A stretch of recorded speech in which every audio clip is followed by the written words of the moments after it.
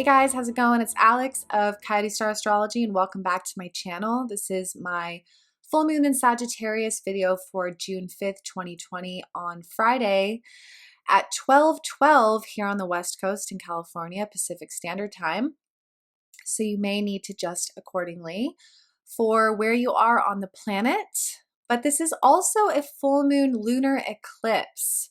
So we're going to be talking a lot about this potent astrological configuration, which I am definitely already feeling. Many of you probably are as well. So first, let's talk a little bit about eclipse energy. Eclipses are often termed wild cards by astrologers because they can definitely bring in a very mystical, unpredictable kind of feeling. They can bring in unpredictable events. There can be a sensation of the veils being thin. There's a very auspicious kind of mystical, magical feeling that these gateways do bring in. And I really think of them as keynotes or these chapters in our story as it unfolds.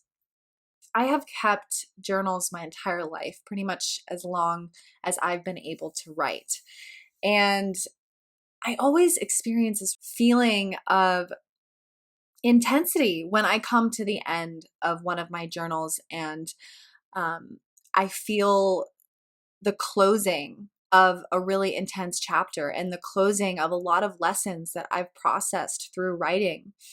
And then there's also this feeling of starting anew and this fresh kind of clearing the slate when you start a new journal. For those of you that journal and you start that page wanting to write really clearly and just this feeling of having a fresh start. But there's also that moment in between where you're closing one chapter and you're opening another one. And that's kind of what these eclipses feel like to me. It feels like God is holding its breath for a moment and everything is kind of suspended, like a freeze frame or a snapshot, a photograph of a moment in time.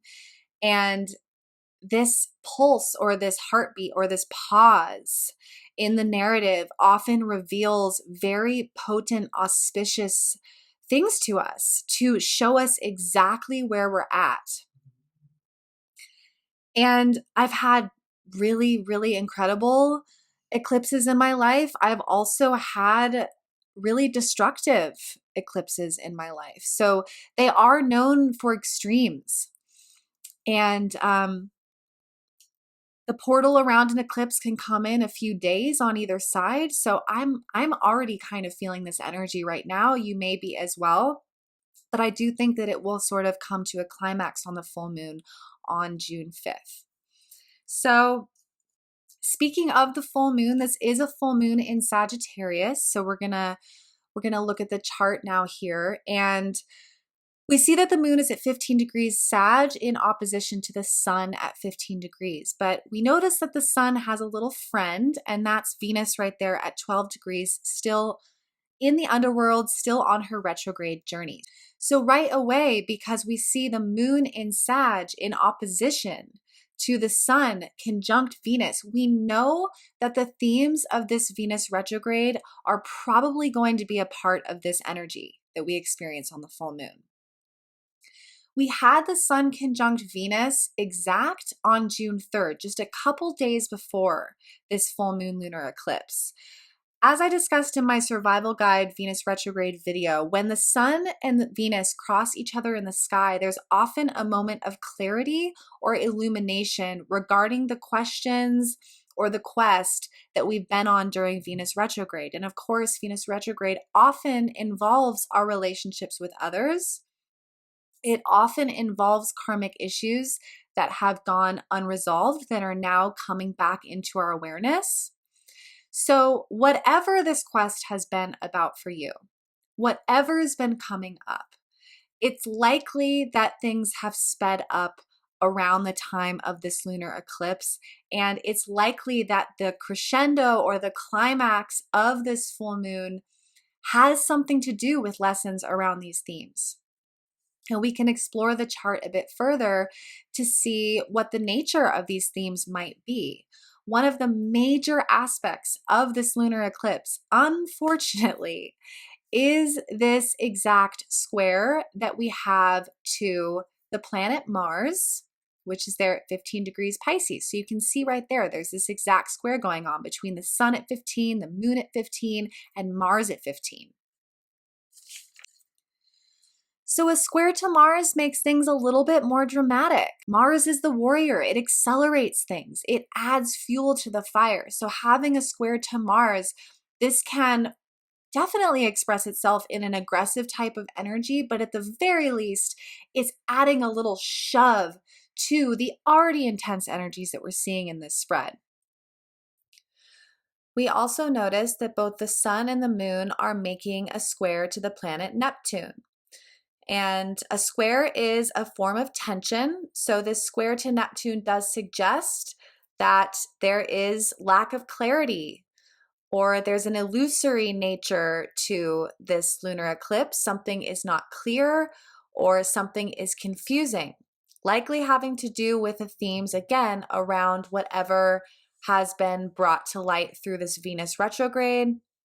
Neptune can be deception or manipulation, but at the very least, this aspect suggests lack of clarity or confusion. Now, there's also a square to the asteroid Ceres. That's the little glyph next to Mars. They're at 10 degrees Pisces. This square insinuates that there is some element of an emotional process around something that may be perceived as a separation, or some kind of emotional process around the changing of seasons, the changing of a time, the changing of the tides.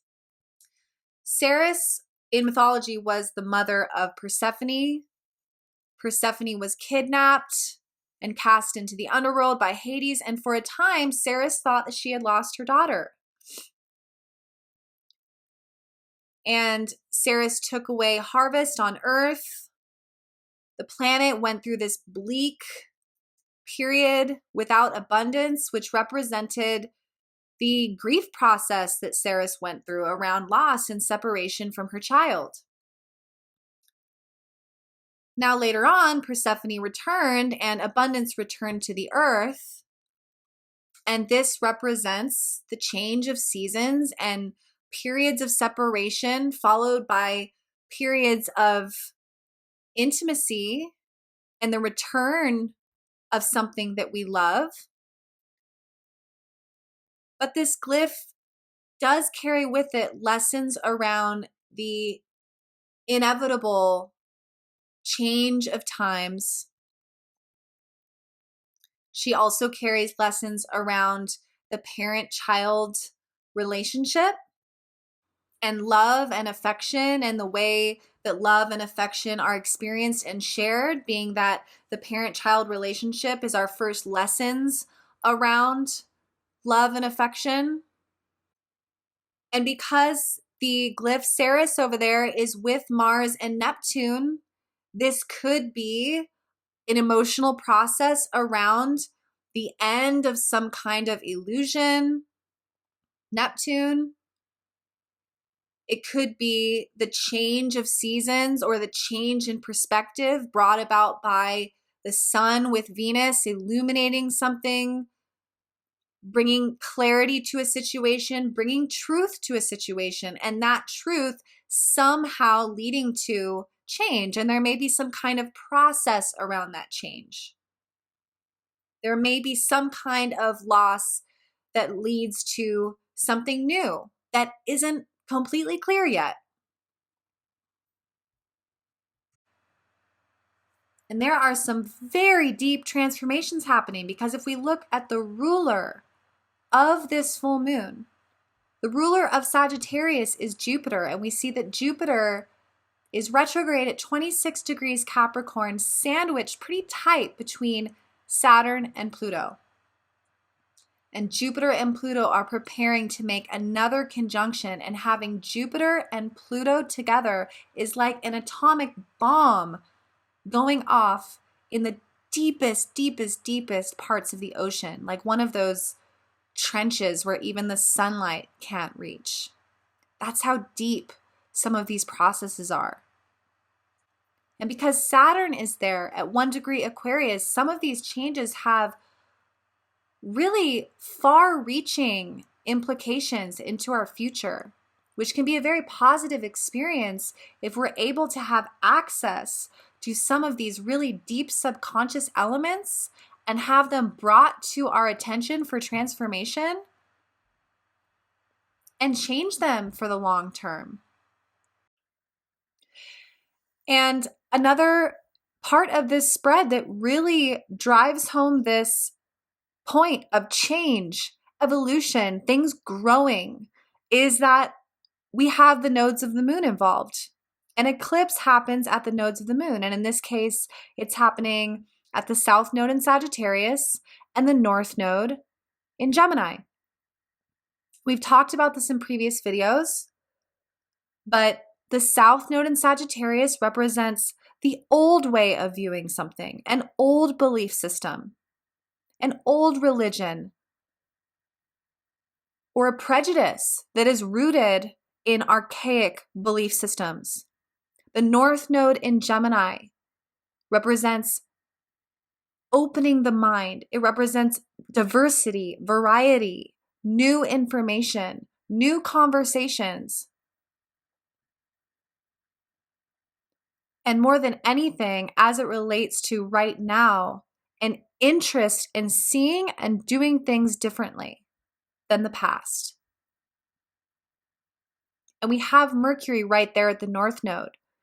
So our mind is more so focused on the new and greeting a new way than we are staying in the comforts of the past.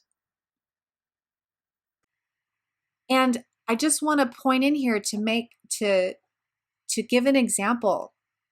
The day that we had Mercury cross the nodes in that 24 to 48 hour period, we saw the riots begin in response to the murder of George Floyd. So this was the collective evolving and responding to the injustices that are being seen as a result of old belief systems and prejudices that need to change.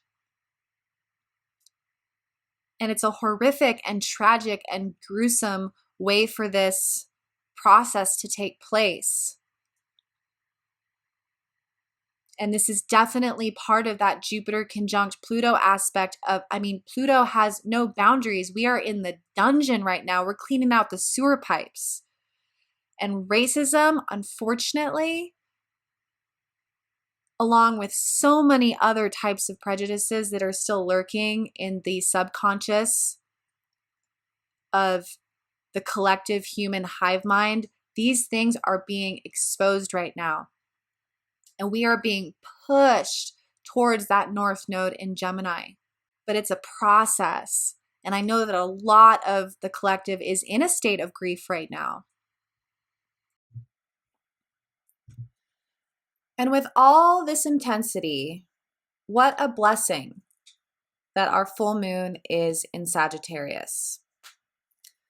Because the archetype of Sagittarius has a somewhat gifted ability when it comes to grief.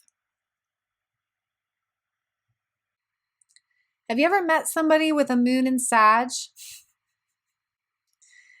They can be both triggering and inspirational in the sense that they have an amazing ability to, no matter what's going on, always seem to see the bright side of things. Sometimes a moon in Sag can seem optimistic to a fault, but ultimately particularly in these times, this moon in Sag and the ability to always see the light at the end of the tunnel is going to be our superpower. I think that there's also something that people don't realize about the Sagittarian archetype, which is, of course, right, the nomad, the traveler.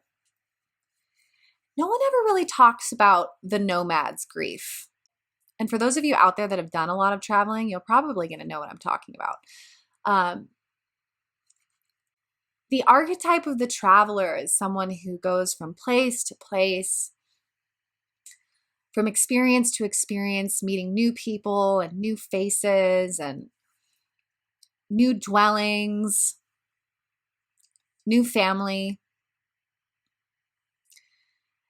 But they're always having to say goodbye. However,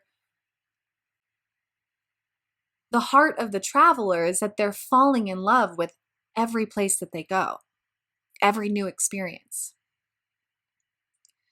So being nomadic, you're kind of like falling in love and then separating again and again and again and again and again. And I think I think that Sagittarius does feel this, and I can tell you that I definitely do. But the way that they push through and the way that they manage to say goodbye again and again and again is by tapping into the higher perspective of following one's true purpose, even if it takes you away from people and situations that you love dearly. Even if that wheel of change has to keep turning and you have to keep following that flow, that call, the call of the wild, that's what keeps Sag going. Seeking one's own adventure, stepping into one's personal truth, embracing the changing of the tides. Sag does feel that feeling of separation and sadness, but also has such a deep relationship to the divine that they let themselves be guided by the hand with full trust that whatever's coming next is just as beautiful, is just as necessary for the story. And that those that matter, that those that represent the highest truth, they'll see them again at some point down the road.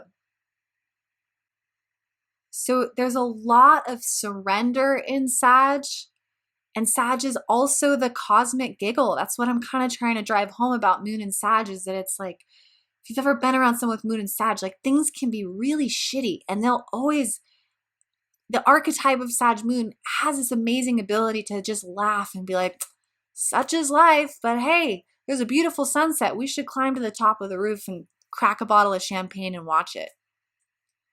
There's just this ability to not dwell too long and then understand that life also goes on and moves in beautiful and mysterious ways that we cannot always understand, but that we can learn to trust in. And I do see there being this element, because of the square to Neptune and Mars, that things may not be exactly as we want them to be in the long term, right now. But that whatever we are being served, whatever we are creating, and whatever is surrounding us is bringing home some huge lessons, regardless of lack of clarity and regardless of lack of perfection or stability or logic. So this may be a portal where we are exposed to the higher truth of a situation, And it may be this pause or this breath in the narrative where we do experience in this powerful and unpredictable time this shedding and really wanting to pay attention to what does show up during this eclipse and harness the magic of Sagittarius to locate that higher lesson in whatever is being revealed. All right, you guys. Well, it should be an interesting one. I'm sending you all so much love and support this lunar eclipse. And I want to link you guys to my Instagram. I will put it up there on the screen. For those of you that don't know, I do bi-monthly reports, astrology reports on my Instagram, as well as some really fun astrology stuff in my Instagram stories. And if you're interested in reaching out to me for an astrology reading, a natal reading, or a transit reading, I will put my website up there on the screen as well. You can go there and find out how to contact me. And if you've enjoyed this video, please do give it a like and a share. I really appreciate it. All right, you guys have an amazing lunar eclipse, and I will see you in the next video. Talk soon.